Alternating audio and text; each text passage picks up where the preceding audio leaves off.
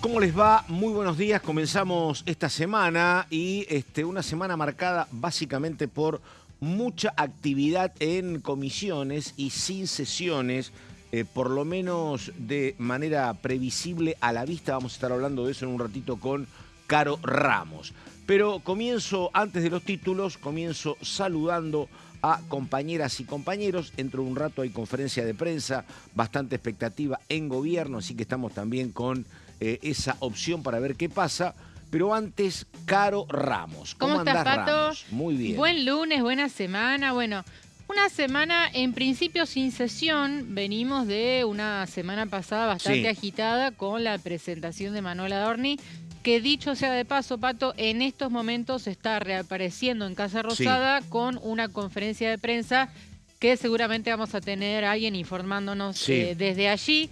Que también marca la reapertura de la sala de periodistas de Casa Rosada, así que mucha expectativa respecto de esta nueva aparición de Manuel Adorni, que en el gobierno y en el oficialismo parlamentario evalúan como positiva su presentación en el Congreso. Salió de alguna manera airoso de la sesión informativa. Seguramente en la conferencia del día de hoy los periodistas van a volver igual a preguntarle sobre las causas judiciales que se tramitan en torno a él y su mujer. Pero bueno, veremos qué nuevas definiciones trae el jefe de gabinete. Y en lo que tiene que ver con el Congreso, Pato, vamos a tener mañana algunas reuniones de comisión convocadas por la oposición. Y es interesante esto, porque la oposición preside pocas comisiones, pero les da bastante movimiento, ¿viste? Hace mucho ruido en algunas comisiones. Libertad de expresión la semana pasada, por ejemplo. Sí, esa no fue una comisión formal igualmente. Exactamente, sí. Pero estamos hablando, luego lo vamos a detallar, pero comisiones como comercio, pymes, cultura, prevención de adicciones, temas que la oposición busca instalar agenda con reuniones informativas donde convocan a invitados. Así que vamos a hablar de eso también. Bueno, y tenés un tema muy interesante, Ramos, que es educación digital. Es uno de los grandes temas del momento, así que lo tratamos en un ratito. Ahora, 11 de la mañana, 2 minutos en orden del día, títulos y empezamos, por favor.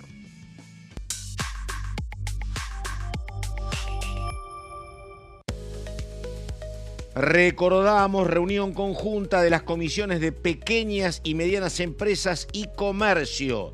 Representantes del sector textil van a abordar la situación actual de el rubro.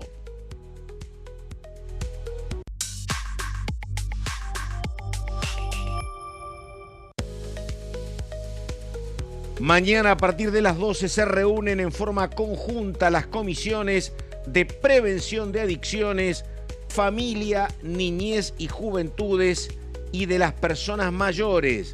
Van a recibir invitados.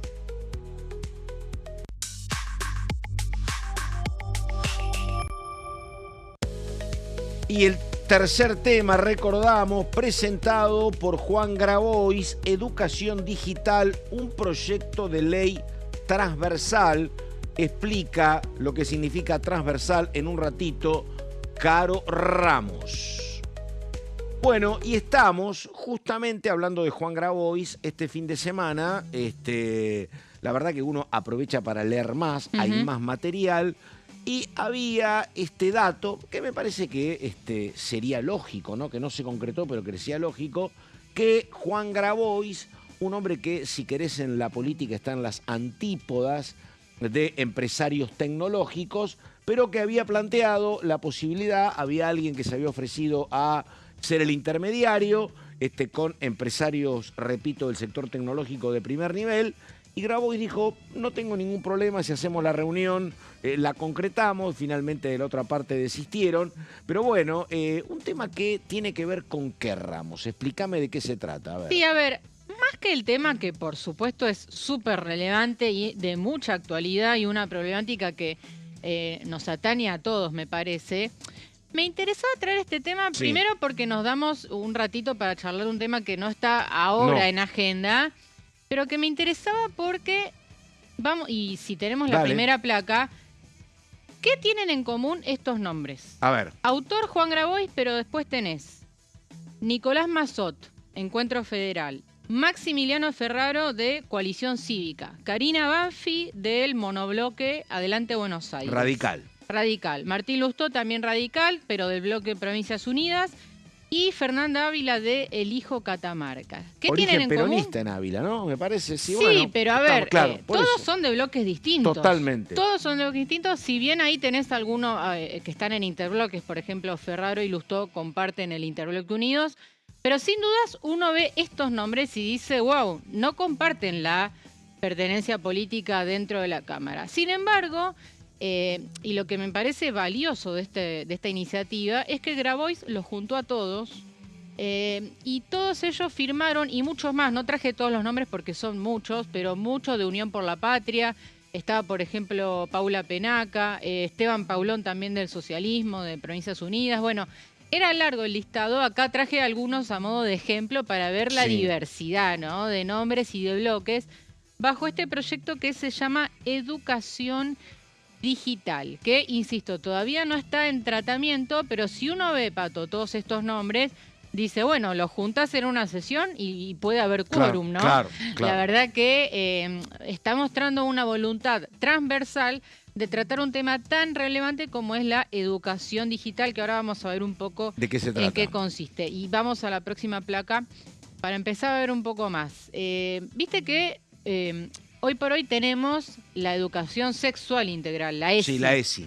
Hace ya varios años que rige la Ley de Educación Sexual Integral, que igualmente tiene una aplicación bastante dispar en los establecimientos educativos. En un momento había muchos reclamos de que en algunas provincias se hacía muy lentamente. Año pasado y 2024. Exactamente, fue una discusión que también se reavivó cuando se discutió la interrupción voluntaria del embarazo. Pero en definitiva lo que hace Grabois es tomar el modelo de la ESI y crear un programa, digamos, hermanos, un programa paralelo que es este de la EDI, Educación Digital Integral. ¿Qué significa esto? Establecer un programa obligatorio en todos los niveles educativos que lo que haría es formar a estudiantes, docentes y familias en el uso crítico, responsable y seguro de las tecnologías. Acá un poco lo que plantea Grabois en los fundamentos del proyecto es cómo vinculamos la educación con la tecnología, ¿no?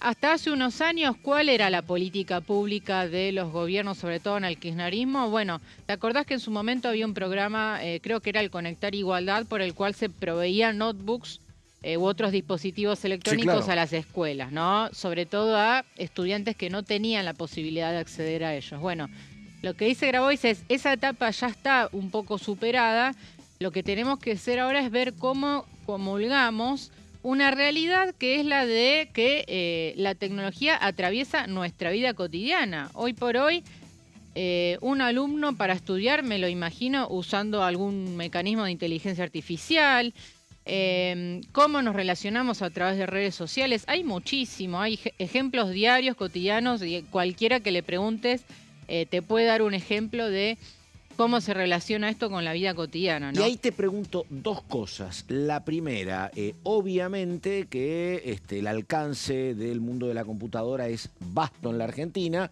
pero no sé si alcanza a todos, pero ¿qué tendrá hoy el alcance? ¿90%? ¿Habrá un 90% de argentinos que tienen acceso? Sí. Soy optimista, pero ponele 80, 90. Eso por un lado, ¿qué pasa? Algunos se quedan afuera, pero lo otro, te pregunto, ¿qué es lo que se enseña? Porque los que tenemos que aprender somos, en todo caso, nosotros que somos los todos no digitales, pero los otros, los chicos, me parece que aprenden desde el conocimiento, nacen con eso, ¿no? ¿Qué es lo que habría que enseñar y qué es lo que aprenden a partir de que empiezan a trabajar con una computadora cuando tienen un año o dos, ¿no? Es cierto, son nativos digitales. Nativos digitales. Lo que pasa es que todo conlleva un riesgo, y me das el pie para la próxima placa, porque ¿qué es lo que se busca? Prevenir riesgos digitales que afectan justamente a niños y adolescentes, si tenemos la próxima placa, porque vos te metés en el mundo de inteligencia artificial, redes sociales y demás, y por ahí te metés en universos, a ver, un poco riesgosos en cuanto a, por ejemplo, que vos provees datos personales quizás sin darte cuenta. Eso sí, claro. Caes en redes en lo que es juegos de azar, por ejemplo, ludopatía, que es un tema que abordó el Congreso en su momento. Es decir, utilizar las nuevas tecnologías está bien, no es malo en sí mismo, pero sí hay que alertar sobre los riesgos que conlleva. Y acá tenemos ejemplos de las problemáticas que viene a atender este proyecto. Grooming, ciberbullying, que es otro tema súper importante.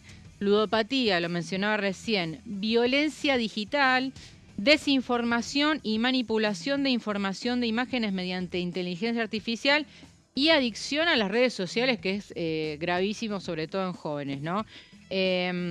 Esto también de poder discernir, ¿no? Cuando uno le pregunta algo a una aplicación de inteligencia artificial, poder discernir si eso es verdadero o falso, ¿no? Porque no todo no toda la información que se nos provee es cierta, ¿no? Uno tiene que hacer el ejercicio de cotejar y de chequear. Bueno, un poco el aprendizaje sobre los riesgos digitales que significa todo este mundo digital, ¿no? Perdóname, qué complicación, que no es menor, es que los adultos también participamos de modificar información, de transformarla, de fake news, y no solo los adultos, cosa que es un problema para los más chicos, sino los propios estados. Los propios estados generan cualquier tipo de comunicación muy lejana a la verdad, mintiendo, ofendiendo. En ese marco es difícil decirle a los chicos, no, lo tuyo un manto sagrado, vos no tenés que hacer nada, ¿no? Porque creces en un mundo donde lo confuso y lo fake navega con vos permanentemente, ¿no? Es cierto, y las redes sociales contribuyen muchísimo. Claro. Y acá no solamente niños, adultos mayores que reciben quizás por WhatsApp Claro. alguna información que no tienen la capacidad de discernir si es verdadera o falsa. Bueno, ahí hay todo un trabajo para hacer. Ahí está también el rol del periodismo, y eso hay que decirlo, el rol de chequear y de proveer información verídica, ¿no? Y siempre de tomar en cuenta fuentes confiables. Dificilísimo. Es sí. dificilísimo, Porque hay además mucha contaminación. Estamos atravesados por el sesgo, además, ¿no? Totalmente, sí. Si yo recibo una información fake que me dice, Caro Ramos es mala, yo no le voy a creer. Pero porque yo, sesgo... Claro. Ahora, si yo pienso mal de vos, lo voy a creer, ¿me entendés? Ese es el problema. El Eso problema es es que el cierto. sesgo te condiciona mucho. Sí, y No además... estamos todos indemnes a lo fake, ¿no? No, por supuesto, Claro. y además son contenidos que tienden a ratificar tus creencias. Exactamente. ¿No? A eso. solidificarlas. Exactamente. Bien, y vamos, ahora lo ponemos en palabras, ¿no? Textuales del proyecto que me parece interesante traer. Dice, la cultura digital se ha constituido en un nuevo entorno de socialización.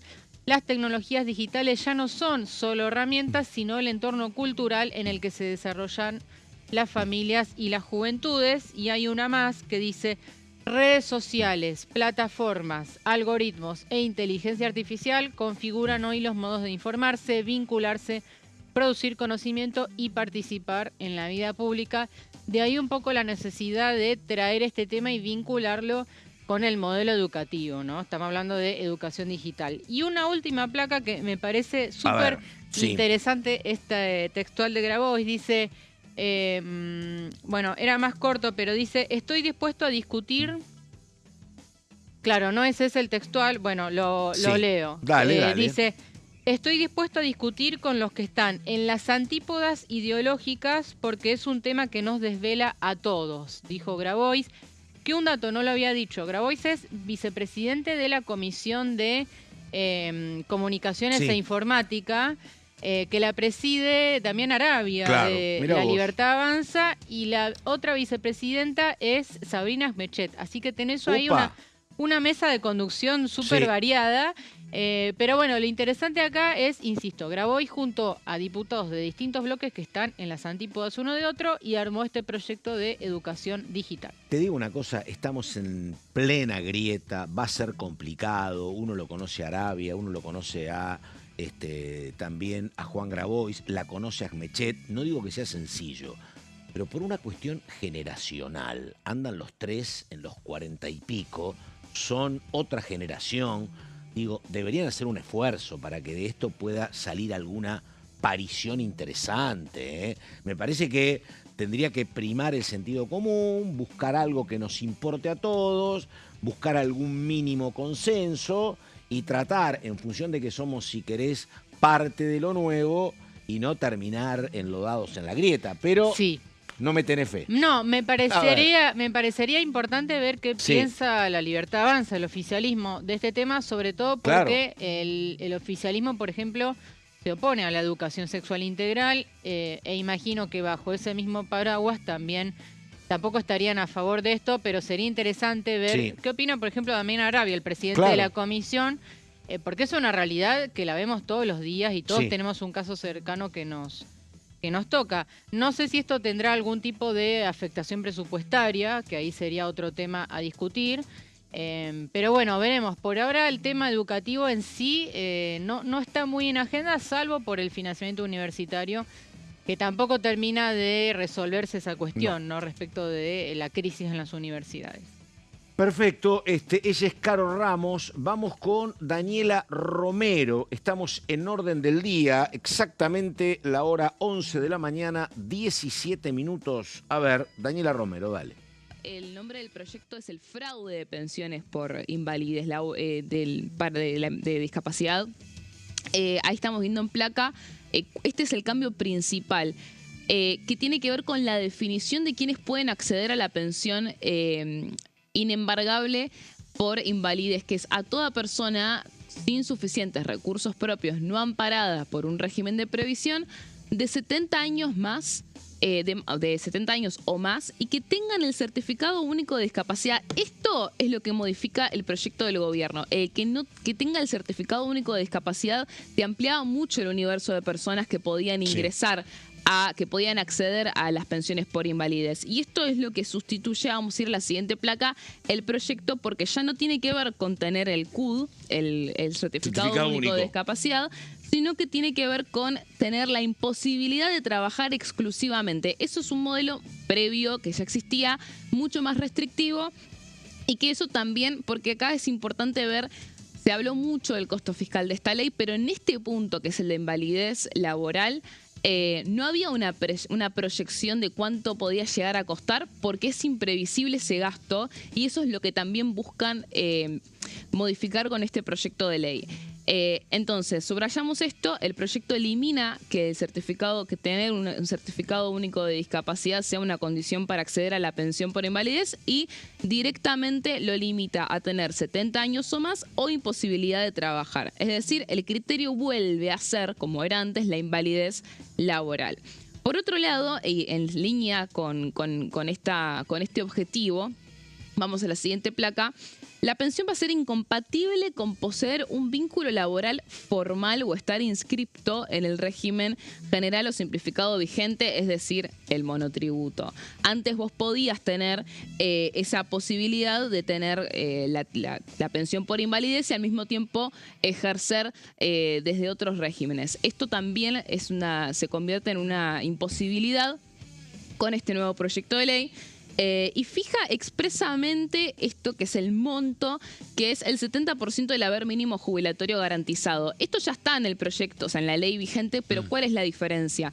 Ahora este 70% del haber mínimo jubilatorio se convierte en un techo, porque con la ley vigente, si bien el monto es el mismo, tenés la posibilidad de que el Ejecutivo pueda acceder a algún tipo de bono o algún tipo de aumento. En este caso, el monto se fija puntualmente en el 70% del haber mínimo jubilatorio garantizado. Después vamos a ir al tema de las auditorías, porque también esto es clave.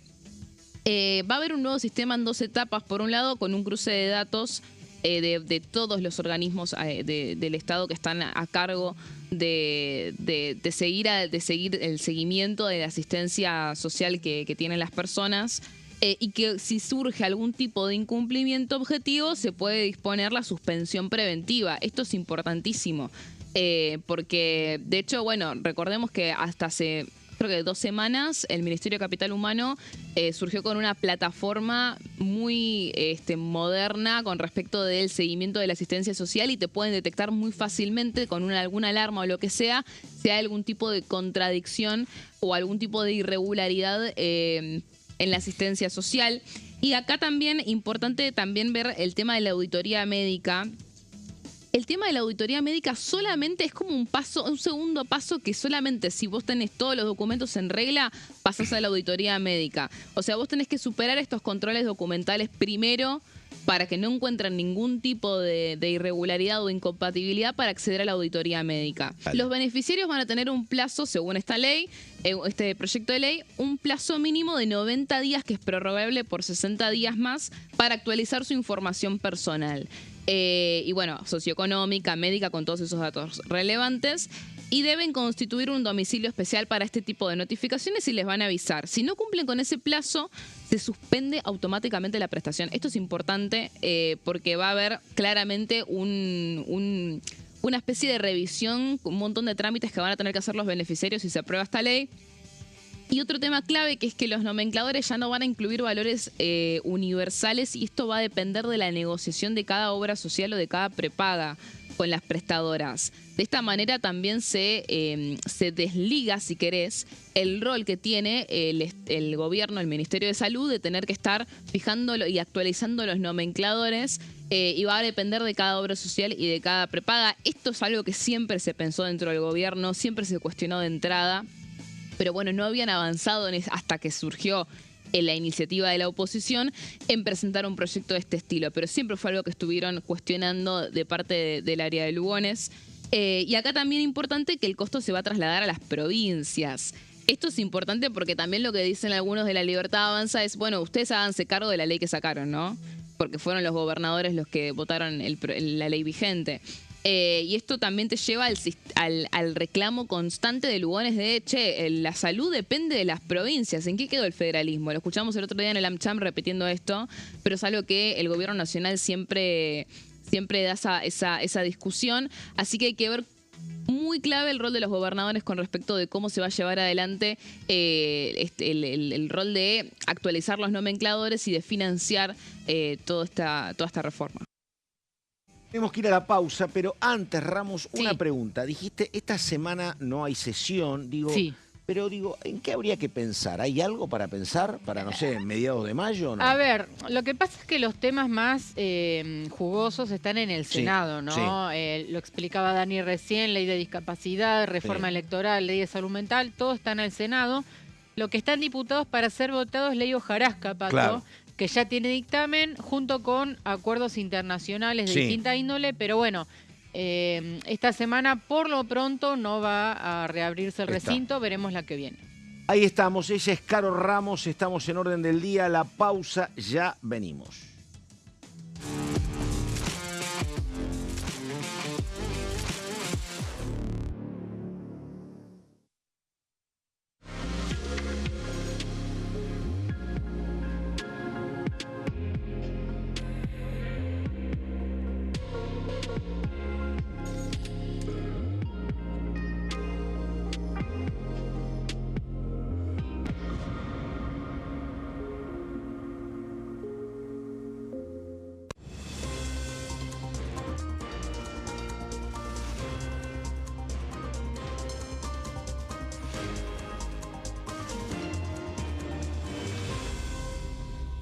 Consenso, de lunes a viernes, 12 horas. ¿Quiénes conforman el Congreso?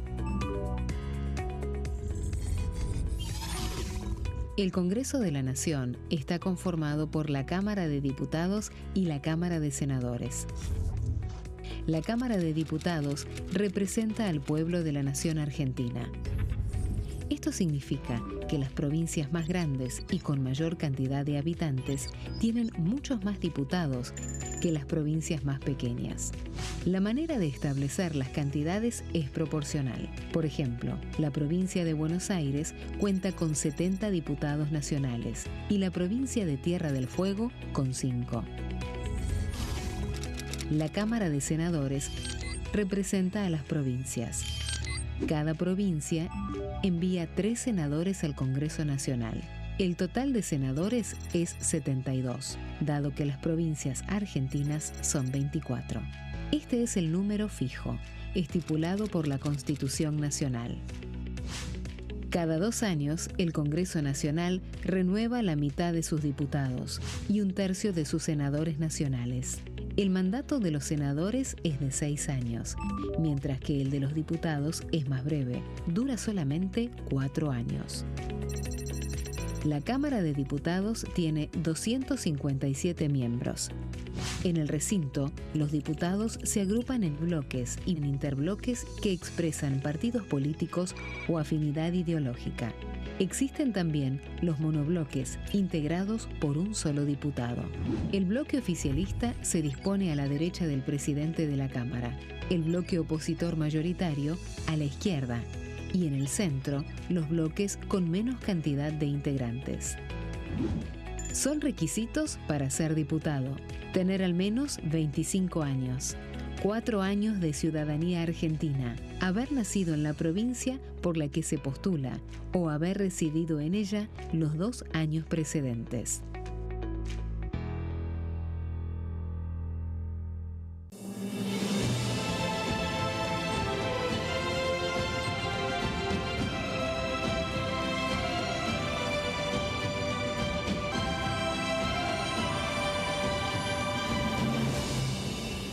La Bancada, de lunes a viernes, 13 horas. Leyes en un minuto. Régimen penal juvenil. El 12 de febrero, la Cámara de Diputados aprobó el nuevo régimen penal juvenil con 149 votos a favor, 100 en contra y 0 abstenciones. A partir de esta ley, se baja de 16 a 14 años la edad en que las personas pueden ser juzgadas penalmente. Para delitos graves, como homicidios, robos violentos o secuestros, habrá prisión efectiva en espacios específicos, siempre separados de los adultos. En cuanto a las penas, tendrán un máximo de 15 años. Por otro lado, en el caso de los delitos menores, se van a aplicar otras medidas como la reparación del daño, servicios comunitarios, restricciones de circulación, monitoreo electrónico y programas educativos.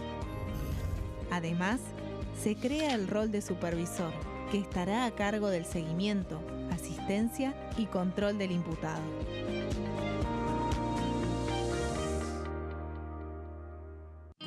El sarampión es una enfermedad viral altamente contagiosa. Que no juegue con tu hijo. Puede poner en riesgo especialmente a menores de 5 años no vacunados. Ante la aparición de fiebre y manchas rojas en la piel, consulta de inmediato con un médico. La vacuna es la única forma de prevenirlo y es parte del calendario nacional de vacunación. Es segura, gratuita y está disponible en vacunatorios, centros de salud y hospitales públicos del país. Vos ya tenés esta vacuna. Dásela a tus hijos.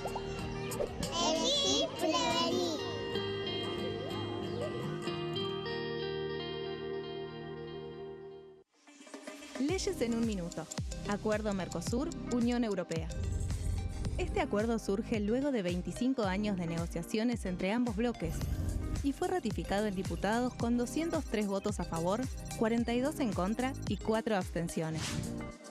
Gracias a esta ley, se crea una de las zonas de libre comercio más grandes del mundo, alcanzando a casi 800 millones de consumidores. En un contexto de fragmentación económica, funciona como una alianza estratégica de cara al futuro. Los puntos más importantes del acuerdo son la eliminación de impuestos y aranceles de importación, lo que facilita el comercio bilateral y la cooperación técnica entre ambos bloques. El acuerdo no se limita a bienes físicos, sino que también incluye regulaciones sobre servicios, propiedad intelectual y desarrollo mutuo. Además, establece un mayor acceso al mercado europeo para productos como carnes, vinos y agroindustria. Adicionalmente, contempla el ingreso de maquinaria y vehículos de origen europeo. Tras ser aprobado por el Congreso, Argentina y Uruguay se convirtieron en los primeros países del Mercosur en ratificar el acuerdo. Este acuerdo consolida una alianza comercial estratégica entre ambos bloques.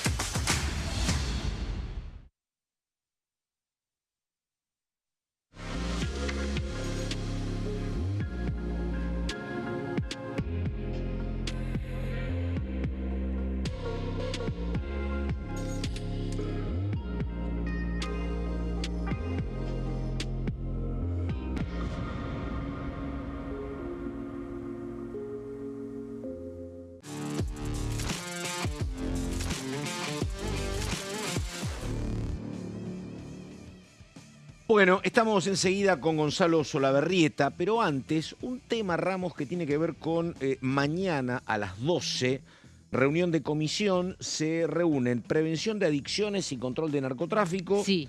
Que digo, esto siempre siguen juntas y tiene muy poco que ver, ¿no? La prevención de adicciones con el control de narcotráfico. Sí, tendría que separarse esa comisión. Uno es un sociólogo, el otro es un gendarme, un policía, pero bueno, nada, hace años. Familia, niñez, juventudes de personas mayores. Claro, digo, son 3 comisiones. Qué manera elegante de no decir jubilados o veteranos, ¿no? Personas mayores, pero bueno, dale. Ahí tenés Victoria Tolosa Paz Sí. en prevención de adicciones, Pablo Shedlin en la de familias Sí, y Pablo Todero en personas mayores. 3 peronistas. Claro, todo unido por la patria. Lo que van a hacer ahí es escuchar a trabajadores de la salud. No tenemos todavía el listado de expositores, Sí. pero van a hablar de la situación que atraviesa el sector de salud. Pablo Todero es Río Negro, me parece, ¿no? Sí, Neuquén, me parece. Puede ser, sí.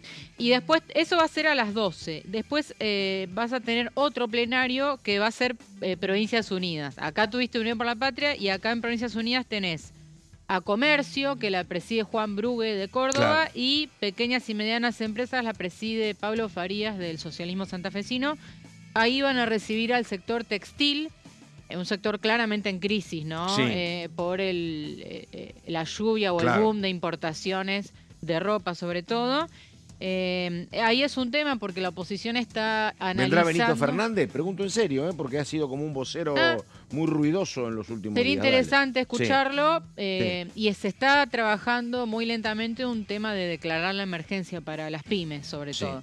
Y después a las 16 cierra la jornada la Comisión de Cultura, que preside Lorena Pocoic de Unión por la Patria. Ahí van a recibir a Asociación Argentina de Actores, representantes del INCA y de la multisectorial audiovisual.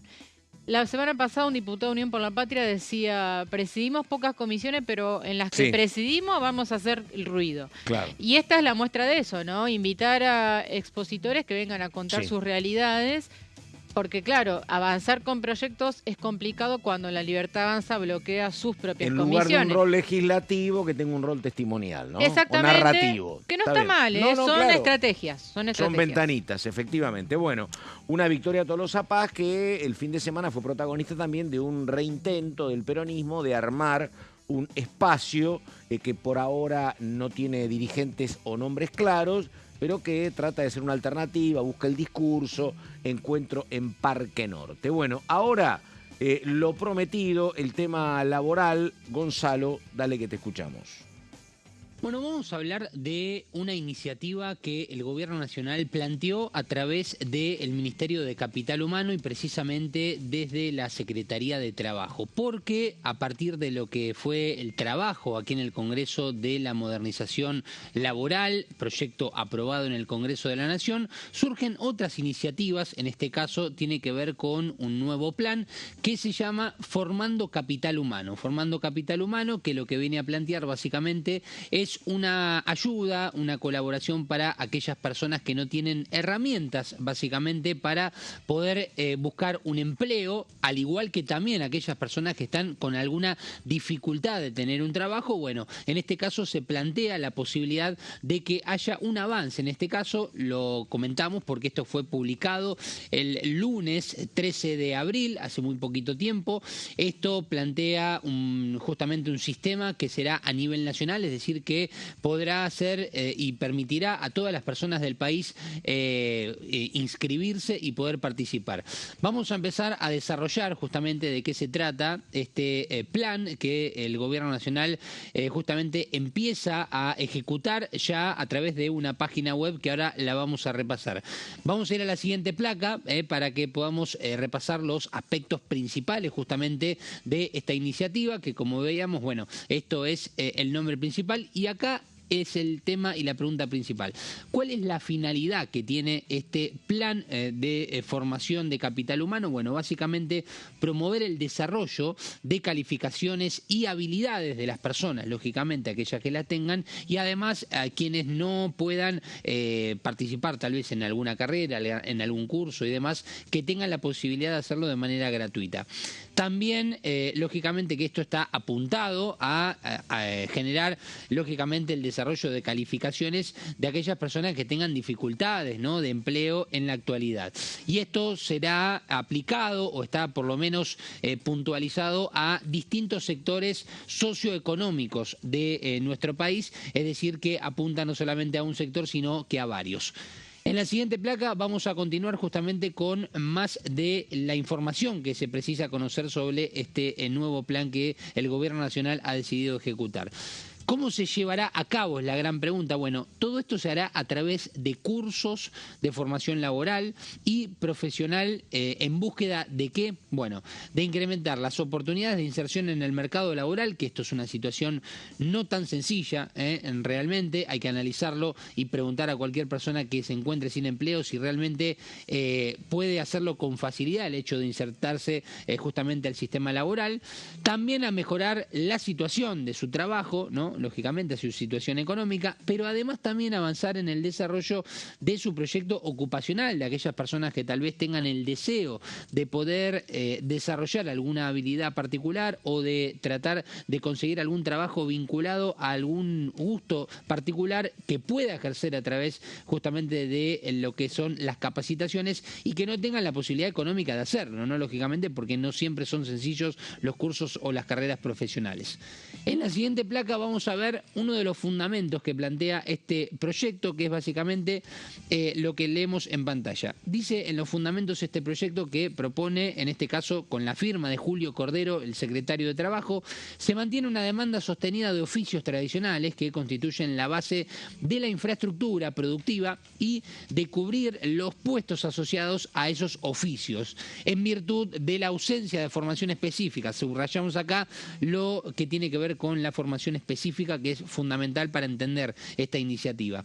La falta de actualización tecnológica, que también va a estar presente porque hay cursos que tal vez apuntan a las nuevas tecnologías o tal vez a no tan nuevas tecnologías, pero apuntadas a sectores de la sociedad que tal vez no tengan la facilidad de las nuevas generaciones de incorporarse a mercados laborales que precisen, por ejemplo, la utilización de un teléfono o de una computadora, de una tablet o de algún sistema en general. Y además también plantea la escasa incorporación de habilidades socioemocionales que favorezcan la adaptación a entornos laborales dinámicos, ¿no?, con lo que esto conlleva. Vamos a ir a la última placa, a la siguiente, para también hablar la anteúltima, porque hablamos del financiamiento. Bueno, ¿cómo se va a desarrollar el financiamiento de este plan, teniendo en cuenta que será de manera gratuita, accesible para las personas de la sociedad argentina, teniendo en cuenta que el Gobierno Nacional va a tener que plantear también, bueno, si hay cursos, hay profesionales que deben enseñar justamente cada una de estas carreras o de estos cursos particulares y estas enseñanzas. Bueno, lo que dice el proyecto es que las partidas presupuestarias van a ser justamente las que están destinadas a la jurisdicción firmante. ¿Cuál es la jurisdicción firmante? Bueno, básicamente tiene la firma de Julio Cordero, secretario de Trabajo. La Secretaría de Trabajo se encuentra dentro, como uno de los eslabones del Ministerio de Capital Humano. Así que ahí es donde justamente se abrirá la posibilidad de estas partidas presupuestarias. Y en la última placa, algo muy interesante que tiene que ver con una especie de seguimiento que se le va a hacer a las personas que traten de ingresar en estos cursos, que vayan a tener una progresión, un progreso, y que además también tengan la posibilidad de tener una salida laboral, porque acá está el punto principal. Los cursos son muy lindos, están muy buenos, se necesita capacitación, pero el punto principal es la capacitación para luego insertarse en el mercado laboral, en el sistema laboral. Bueno, en este caso, ¿cómo se accederá a esa posibilidad laboral? Bueno, dentro de los fundamentos se explica concretamente que el acceso de la población destinataria, justamente esta iniciativa, a la oferta formativa, se instrumentará a través de un sistema de vouchers que permita justamente facilitar las gestiones vinculadas con la generación y seguimiento de la oferta formativa y con la participación de las personas destinatarias. Es decir, que a través de un voucher se va a ir generando un progreso de esas personas que se insertan en los cursos, que van justamente avanzando en los mismos y que después tengan la posibilidad de insertarse en algún trabajo, en algún empleo vinculado al curso al cual ustedes se pueden inscribir. Y acá está la cuestión. Rápidamente, pese a que la firma en el boletín oficial fue hace muy pocos días, el 13 de abril, bueno, ya se encuentra abierta la inscripción en la página web del Ministerio de Capital Humano a esto que mencionamos y es justamente el plan Formando Capital Humano. Ahí estamos viendo. Son 45 los cursos que podemos observar con distintas categorías, como vemos. Vamos a ingresar en alguna, por ejemplo, adultos mayores, o ahí está, promoción humana. Ahí está, adultos mayores, por ejemplo. Sos adulto mayor, tenés la necesidad de insertarte en algún, por ejemplo, curso para empezar a adquirir conocimientos, para insertarse en el sistema laboral. Bueno, por ejemplo, existen 3 cursos que están destinados a los adultos mayores. Por ejemplo, Descubriendo el mundo digital a través del celular, nivel básico, el mismo curso pero en un nivel intermedio, y también Facebook para emprendedores, fundamental en este caso para muchas personas que deciden tener un emprendimiento y no saben cómo generar después las herramientas para poder vender, por ejemplo, de manera digital. Por último, bueno, ahí vemos las distintas categorías: niñez y adolescencia, primera infancia, promoción humana y mucho de ellas. Mirá, por ejemplo, para la primera infancia, ahí estamos viendo una de las categorías, ahí estamos viendo promoción humana, autoconocimiento para el ámbito laboral, billeteras virtuales, el futuro del dinero. Bueno, digo, es interesante por lo menos ingresar en la página web de Formando Capital Humano y pueden observar todos estos cursos para que después las personas puedan insertarse de alguna manera, de alguna forma, en el mercado laboral. Ahí estamos, la palabra de Gonzalo. Y ahora vamos, mientras se desarrolla la conferencia de prensa en gobierno, está trabajando ahí Nico Gallardo, vamos con estos temas preparados, con más información de Caro Ramos. A ver, placas, sí, vamos dale. a reiterar la agenda de esta semana, donde, repetimos, todavía no hay sesiones a la vista, pero sí 3 reuniones de comisión que van a ser todas mañana, martes. La primera es a las 12 horas, Pato, un plenario de las comisiones de prevención de adicciones y control del narcotráfico. Preside Victoria Tolosa Paz, de Unión por la Patria.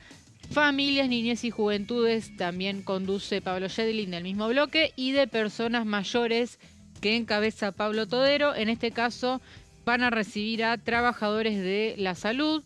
La oposición, como dice en pantalla, denuncia un ajuste en el sector y cita a especialistas en la temática. Ese va a ser el primer plenario informativo, van a ser los 3 informativos, y además algunos bloques impulsan una ley especial para los consumos problemáticos de niños y modificar el presupuesto e impulsar campañas de prevención. Eso en cuanto al primer plenario. Luego vamos a tener otro a la misma hora, a las 12, de las comisiones de comercio y de pequeñas y medianas empresas, que se vienen reuniendo en conjunto. La semana pasada también realizaron un plenario, recibieron a representantes de la CAME, que es la Confederación Argentina de la Mediana Empresa, y ahora convocaron a referentes del sector textil, y en este marco evalúan un proyecto para declarar la emergencia en el sector de las pymes. En este caso encabezan 2 diputados de Provincias Unidas, Juan Brugue por un lado y Pablo Farías por otro. Y la última de esta seguidilla de comisiones es a las 16 horas también de mañana martes. La Comisión de Cultura, que preside la diputada Lorena Pocoic, de Unión por la Patria, va a recibir a miembros de la Asociación Argentina de Actores y Actrices, el Consejo Asesor del INTA, que es el Instituto Nacional de Cine y Artes Audiovisuales, y también de la Multisectorial Audiovisual. Se abordará la situación actual del sector cultural y tratarán distintos proyectos de resolución. Esa es por ahora la agenda parlamentaria de la semana. Insistimos, no va a haber sesión, Pato, esta semana. También con un ojo en el Senado, donde la actividad tiene que ver con la Comisión de Acuerdos. Lo charlábamos fuera de pantalla. El gobierno está avanzando con la cobertura de vacantes en el Poder Judicial. Se realizó la semana pasada una reunión de la Comisión de Acuerdos. Esta semana se va a realizar otra con una nueva tanda de pliegos. Son cerca de 80 que mandó el Poder Ejecutivo. Y seguramente una vez que se dictaminen todos va a haber también sesión en la Cámara Alta, donde, Pato, el oficialismo está teniendo bastantes inconvenientes para avanzar con los temas principales, empezando por la reforma electoral, ¿no? Bueno, que está encontrando bastantes obstáculos. A ver, ahí te pregunto, porque algún colega con buena información y con bastante sentido común decía que está todo concatenado o todo unido y tiene que ver con designaciones de diplomáticos en Cancillería, designaciones de jueces y fiscales y camaristas, y que tiene que ver también con la reforma electoral. ¿Por qué? Porque el tema es que vos la reforma electoral la tenés que consensuar desde el gobierno con gente del PRO, básicamente, con radicales, y lo que ha dicho, por ejemplo, Cristian Ritondo, es que él creía que se había omitido un paso fundamental, que era hablar primero con ellos para avanzar con el tema de la reforma electoral. Y después, lo que te dicen, eso por un lado, es que tanto en el PRO como en el radicalismo, como en algún otro sector que tiene que ver con gobernadores que son siempre aliados esenciales para que el gobierno confirme mayorías, bueno, cuando miran el listado de jueces y de candidatos, ahí ven que hay sectores que a juicio de ellos no están representados. Y, ¿sectores de los gobernadores? Gobernadores, PRO y radicalismo. Y todos son muy importantes porque tienen que levantar la mano. Entonces, son los que levantan la mano, pero dicen, ¿por aquí voy a levantar la mano si a mí que está no me representa o pertenece a otro sector? Han habido públicamente algunos reclamos por una lista que algunos consideran que es menor, otras no tanto, sobre sectores vinculados al kirchnerismo, por ejemplo. El gobierno te puede decir, bueno, mira, tengo que cerrar porque necesito votos y a lo mejor consigo votos del kirchnerismo, que habrá que verlo. Pero repito, el tema de la reforma política, donde la necesita el gobierno, pero tiene que acordar con los propios, y el tema de los nombramientos en Cancillería y en la justicia, son parte para algunos de un mismo paquete que, bueno, habrá que ver cómo se desata, ¿no? Pero es difícil solucionar un tema si no arreglas el otro, ¿se entiende? Sí, se entiende. Sí. Interesante, Pato. Hoy por hoy el gobierno no tiene los votos para la reforma electoral, esto ya es un hecho. La semana pasada hubo una cumbre en el Ministerio de Economía, no sé si viste. Patricia Bullrich agarró a todos sus aliados, desde Eduardo Vichy de la UCR. Sí. Faltó el PRO solamente, pero estaba, no sé, Camagüe Espino, la de Provincias Unidas, estaba Beatriz Ávila de Tucumán, Julieta Corrosa de Neuquén, todos los socios de La Libertad Avanza, y los llevó al Ministerio de Economía a una cumbre mano a mano con Luis Caputo, ¿no? Ahí hay un claro intento de conseguir votos, ¿no? Sobre todo para la reforma electoral. Hay que ver un poco cuál fue la trastienda de esa reunión. Un Caputo que públicamente también había pedido, que ha dicho dos cosas. Primero, que llenaba el riesgo Cuca, cosa que es entendible porque le decían, a ver, y vos estás diciendo que el riesgo Cuca es peligrosísimo y el riesgo Cuca puede ser una opción en el 2027, el que tiene que invertir no va a venir, así que calmate. Él dijo ahora, no hay riesgo Cuca porque no van a ganar, pero bueno, es un mensaje más lógico y más tranquilizador para los inversores, y él también fue el que dijo que era necesario un marco de acuerdos políticos y de respaldo político para que la economía terminara de consolidarse. En ese marco creo que se desarrolló. Bueno, claro, está vinculado con esa, porque hubo foto y todo, se difundió incluso este encuentro en economía, pero lo cierto es que, ¿por qué digo que no tienen hoy los votos? Porque pocos días después de la presentación del proyecto de ley... No lo tienen para la reforma política. Para la reforma política, ¿qué hizo el radicalismo, que tiene 10 senadores? Sin el radicalismo no puedes avanzar en el Senado. El bloque radical presentó su propio proyecto de reforma electoral que no elimina las PASO, sino que las modifica, las mejora, haciéndolas, por ejemplo, optativas, que sean optativas, que se realicen solamente si hay competencia real, con algunas otras modificaciones para modernizar el sistema y demás. Pero lo cierto es que, imagínate, Pato, que el debate ni siquiera tiene fecha de inicio de reforma electoral. Así que esto va para largo, va a ser negociaciones intensas. No podés decirlo trato en el 2027. Exacto. Claro. Y un último dato antes de irnos. En diputados hay un intento de un sector de la oposición para separar, disgregar lo que es ficha limpia y que se trate por separado en diputados. Hoy por hoy ficha limpia está dentro de la reforma electoral que el gobierno envió al Senado, que fue un anzuelo para los aliados, ¿no? Y acá lo que están diciendo es, no dejemos la ficha limpia a la suerte de la reforma electoral, que no sabemos qué va a pasar, tratémosla por separado. Bueno, hay que ver cómo se desarma ese nudo, ¿no? Nos tenemos que ir, pero me tenés que dar una respuesta por sí o por no, Ramos. No, pregunto, ¿el gobierno tira el tema de la reforma electoral sin los votos? Sí. A ver, ¿lo hace porque supone que por peso político puede modificar esa ecuación? ¿O lo hace por principio de revelación, diciendo en diciembre, vieron, la reforma política no salió, va a haber paso, nos cuesta un montón de plata y esto pasa porque la dirigencia política tradicional no quiere cambios que nosotros sí queremos?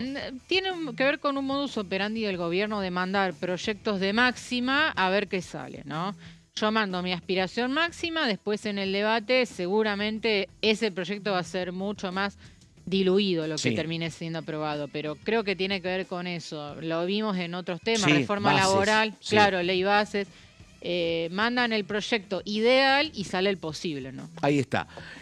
Carolina Ramos. Caro, nos estamos viendo en cualquier momento. Muchas gracias. Hasta aquí llegamos. Enseguida, la continuidad de DTV. Buenos días.